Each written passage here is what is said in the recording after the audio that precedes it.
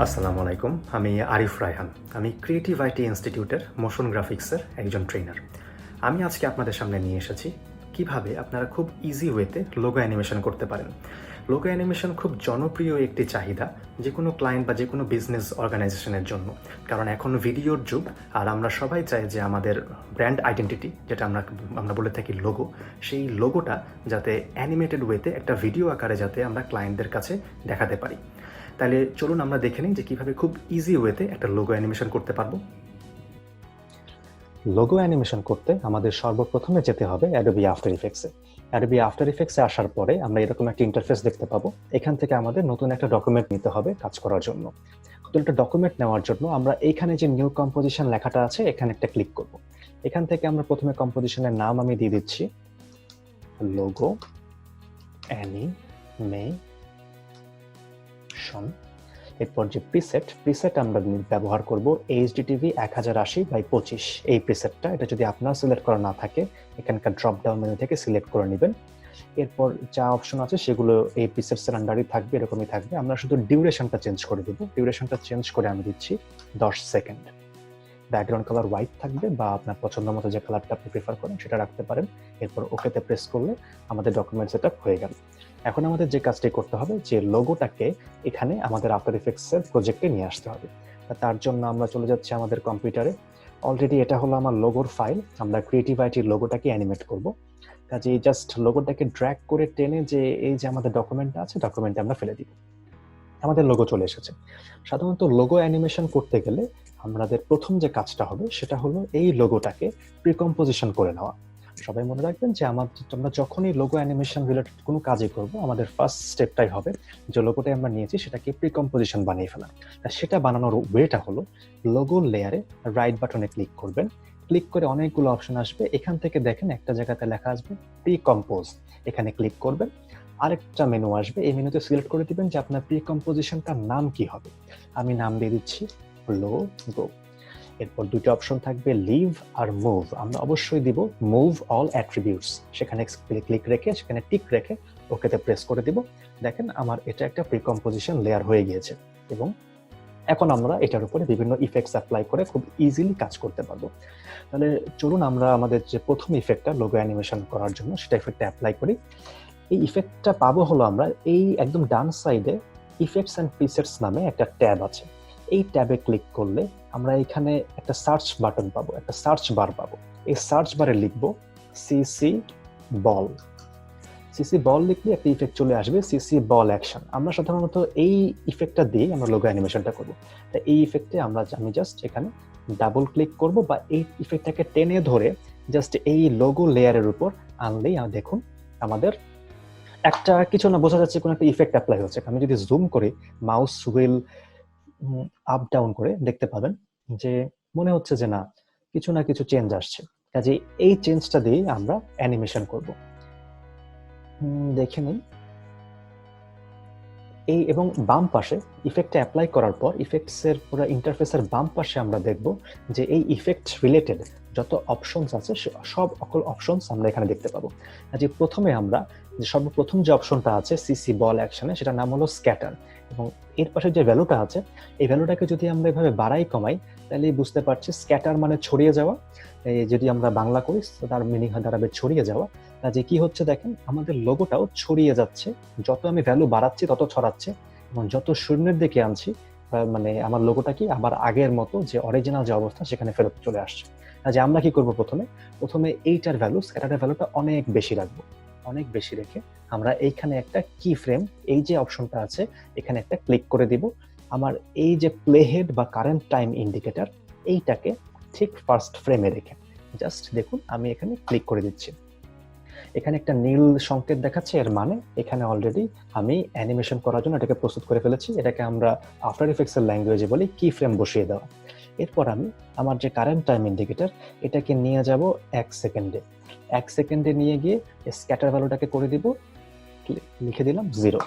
তাহলে দেখুন তো প্রথমে যদি আমি আমার এই প্লে হেডটা আনি এখানে সামনে, এরপর যদি প্লে করি দেখুন আমাদের অলরেডি বোঝা যাচ্ছে যে একটা কোনো না কোনো ধরনের অ্যানিমেশন হচ্ছে।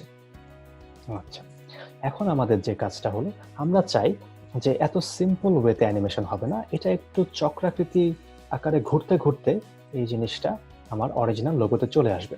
তার জন্য আমরা স্ক্যাটারের নিচে যে অপশনটা আছে রোটেশনাল অ্যাক্সিস, এই অপশনটা ব্যবহার করব। এখানে ড্রপ ডাউন যে মেনুটা আছে সেখান থেকে আমরা সিলেক্ট করে দিব জেড অ্যাক্সিস, এবং রোটেশন ভ্যালু এটাকে যদি আমরা এই বারটাকে যদি ঘোরাই তাহলেই দেখতে পাবো কি জিনিসটা ঘুরছে। আমরা ঠিক এই ওয়েতেই আমরা এই নতুন এই রোটেশনাল অ্যাক্সিসের যে অ্যানিমেশনটা আছে সেটা অ্যাপ্লাই করব এইভাবে। প্রথমে রোটেশন ভ্যালু রাখবো -1 রেখে রোটেশনে একটা টিক সাইন দিয়ে দিব। ঠিক এরপর আমরা আমাদের প্রথম যে অ্যানিমেশন স্ক্যাটার হওয়ার যে অ্যানিমেশন, এটা শেষ হয়েছিল যেখানে, সেখানে নিয়ে যাব আমাদের কি ফ্রেমটাকে। তাহলে আমাদের দেখতে হবে যে কোন জায়গায় আমি নিয়ে রেখেছিলাম। আমি লোগো লেয়ারটাতে ক্লিক করে যদি কিবোর্ডে ইউ বাটন প্রেস করি আমরা দেখতে পাবো যে কোন জায়গায় আমি প্রথম অ্যানিমেশনগুলো বা যত কি ফ্রেম আমি বসিয়েছি সবগুলো দেখতে পাবো। এখানে দেখুন অলরেডি কি এখানে কি ফ্রেম বসেছে কি এই জায়গাটাতে। আমরা প্লে হেডটাকে নিয়ে যাচ্ছি ঠিক সেইখানে, নিয়ে গিয়ে এইখানে আমি আমার এই যে রোটেশন ভ্যালুটা করে দিলাম 0। এখন দেখুন একটু ডিফারেন্স আমরা দেখতে পাবো, একটু ঘুরতে ঘুরতে আমার লোগোটা অ্যানিমেশন হচ্ছে। আশা করি সবাই বুঝতে পারছেন কি ধরনের অ্যানিমেশনটা আমরা করলাম। আচ্ছা, এখন আমাদের অরিজিনাল লোগোটা এখানে প্লেস করতে হবে, কারণ আমরা যদি জুম করে দেখি আমাদের অরিজিনাল লোগোটা দেখতে কিন্তু এরকম না। এখানে সবগুলোর উপর একটা বল বল একটা ইফেক্ট আছে, কারণ যেহেতু আমরা যে ইফেক্টটা অ্যাপ্লাই করেছি তার নামই হলো সিসি বল। কাজে অবশ্যই এটা আমাদের লোগোর মধ্যে একটা কি ইফেক্ট দিয়েছে, এক ধরনের বল ইফেক্ট দিয়েছে। কিন্তু আমরা তো অরিজিনালি চাই কি যে লোগোটা আলটিমেটলি এখানে এই মুভমেন্টগুলো হওয়ার পর আমাদের যে অরিজিনাল লোগো সেটা ফেরত আসবে। তা সেটা আনার জন্য আমরা চলে যাবো যে ইফেক্টস কন্ট্রোলের পাশে প্রজেক্ট লেখা আছে, এখান থেকে আমাদের যে অরিজিনাল লোগো সেটা কিন্তু এখনো এখানে আছে। এখান থেকে জাস্ট টেনে এনে আমরা লোগো লেয়ারের উপরে রাখবো। এরপর আমাদের ঠিক অ্যানিমেশনটা শেষ হয়েছে যেখানে, ঠিক এই জায়গাটাতে আমরা জাস্ট টেনে ধরে আমাদের লোগো লেয়ারটাকে তার কাছাকাছি রেখে দেব। আর নিচের যে অ্যানিমেশন করা লোগো লেয়ার সেটাকে টেনে জাস্ট আমরা এখান থেকে টেনে জাস্ট ঠিক ওই জায়গাটাতে আমরা প্লেস করে দিব। একটু জুম করে নিব। আমি যে কিবোর্ডে যদি আমি প্লাস বাটন প্রেস করি আমরা দেখতে পাবো জুম ইন জুম আউটের অপশন। এখান থেকে আমরা জাস্ট এটাকে টেনে ধরে ঠিক যাতে এর বরাবর বসে যায় সে কাজটা করে দিব। এরপর আবার যদি মাইনাস প্রেস করি কিবোর্ডে আমরা এটাকে জুম আউট করতে পারবো। আচ্ছা, দেখে নিন আমাদের মোশনটা কিরকম দাঁড়ালো। এরকম অটোমেটিক আমরা বুঝতে পারছি যে সুন্দর একটা অ্যানিমেশন হচ্ছে। কিন্তু আমরা এখানেই থেমে থাকবো না, আমরা আরো কিছু ইফেক্ট অ্যাপ্লাই করব। এর মধ্যে থেকে আমরা এখন যে কাজটা করতে পারি সেটা হলো এখানে একটা ব্লার ইফেক্ট দিতে পারি। ব্লার মানে ঝাপসা হওয়ার একটা ইফেক্ট দিতে পারি, কারণ এটা আমার মনে হচ্ছে যে এখানে যদি আমরা একটা ব্লার ইফেক্ট অ্যাপ্লাই করি তাহলে অ্যানিমেশনটা আরেকটু বেশি গর্জিয়াস হবে। সেজন্য আমরা ইফেক্টস এন্ড প্রিসেটস যাব, এখানে লিখবো ব্লার, BLUR। দেখেন এখানে অনেকগুলো ব্লার ইফেক্ট পাবো। মানে মূলত এই আফটার ইফেক্টস সফটওয়্যারের মধ্যে যতগুলো ব্লার ইফেক্ট আছে সবগুলো এখানে শো করবে। এখান থেকে আমরা খুঁজে বের করব হলো রেডিয়াল ব্লার কোথায় লেখা আছে, ঠিক এইখানে। রেডিয়াল ব্লার ইফেক্টটা আমরা টেনে ধরে এই যে লোগো যে অ্যানিমেশন যে লেয়ারটা আছে সেটার উপর আমরা ছেড়ে দিলাম। সঙ্গে সঙ্গে দেখুন আমরা বুঝতে পারছি যে একটু ঝাপসা হয়ে গেছে। তা এইখানে আমরা দেখুন প্রথমে অ্যাপ্লাই করা ছিল সিসি বল অ্যাকশন এবং এরপরে অ্যাপ্লাই করা আছে রেডিয়াল ব্লার। আমরা সিসি বল অ্যাকশনটার কাজ আপাতত শেষ, সেটাকে আমরা মিনিমাইজ করে রাখছি। এখন আমরা আসছি হলো রেডিয়াল ব্লারে। রেডিয়াল ব্লারের অ্যামাউন্ট দেওয়া আছে কত দেখেন, 10। আমরা প্রথম যখন থাকবে আমরা চাই যে কোনো কিছু যেখানে যে বল আছে এই বলটাই দেখা যাবে না, সেজন্য আমরা কি অ্যামাউন্টটা বাড়িয়ে দিব। কোন সময় দেখেন এখন বলটা বোঝা যাচ্ছে না, ঠিক ইয়াতে বোঝা যাচ্ছে যে এক টাইপের শেপ আছে কিন্তু বল বোঝা যাচ্ছে না।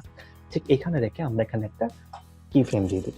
এরপর টেনে ধরে নিয়ে আসবো ঠিক এইখানে। এখানে আনার পরে এটার জাস্ট কি ফ্রেমে ভ্যালু দিয়ে দিলাম 5। তাহলে দেখুন আমাদের অ্যানিমেশনটা কিরকম দাঁড়াবে, অনেকটা এরকম দাঁড়াচ্ছে।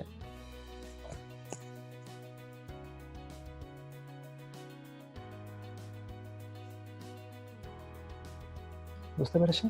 এখন আমরা আরেকটা কাজ করব। ঠিক এইখানে গিয়ে আমরা লোগো এবং ক্রিয়েটিভাইটির আমি চাই ঠিক এইটা যখন কাছাকাছি হয়ে যাবে এটার ওপাসিটি আস্তে আস্তে কমতে থাকবে, আর ক্রিয়েটিভাইটির যে লেয়ারটা আছে সেটার ওপাসিটি আস্তে আস্তে বাড়তে থাকবে। তার জন্য আমি এই লেয়ার, লোগো লেয়ার এবং ক্রিয়েটিভাইটির লেয়ার দুইটা লেয়ারে সিলেক্ট করব। সিলেক্ট করে কিবোর্ডে টি প্রেস করব, টি ফর ট্রান্সপারেন্সি বা ওপাসিটি। যখনই টি প্রেস করলাম দেখেন আমাদের ওপাসিটিটা চলে আসলো। ঠিক এইখানে আমি ওপাসিটি, দুইটার ওপাসিটিতেই আমি একটা ক্লিক করব, ঠিক পাশে আমার কি ফ্রেম অ্যাড হয়ে গিয়েছে। এখন দেখুন আমি প্রথম যে লেয়ারটা একটু জুম ইন করে নিই, প্লাস দিয়ে আমি কিবোর্ডের প্লাস দিয়ে আমি জুম ইন করলাম, এটাকে জাস্ট টেনে ধরে আমি রাখলাম এইখানে। এখানে রেখে প্রথমে এইটার ওপাসিটি থাকবে কি একদম 0, আর নিচেটার ওপাসিটি থাকবে 100, ঠিক আছে। ঠিক যখন এইখানে যাবে তখন কি লোগো লেয়ার যেটা সেটার ওপাসিটি হয়ে যাবে কি 100, আর নিচের লেয়ারটা সেটার ওপাসিটি হয়ে যাবে আস্তে আস্তে 0। কাজেই দেখুন কিরকম দাঁড়াচ্ছে, মোশনটা অনেকটা এরকম হবে যে এটা আস্তে আস্তে বসতে বসতে এই লেয়ারটা বের হয়ে যাচ্ছে, বুঝতে পেরেছেন?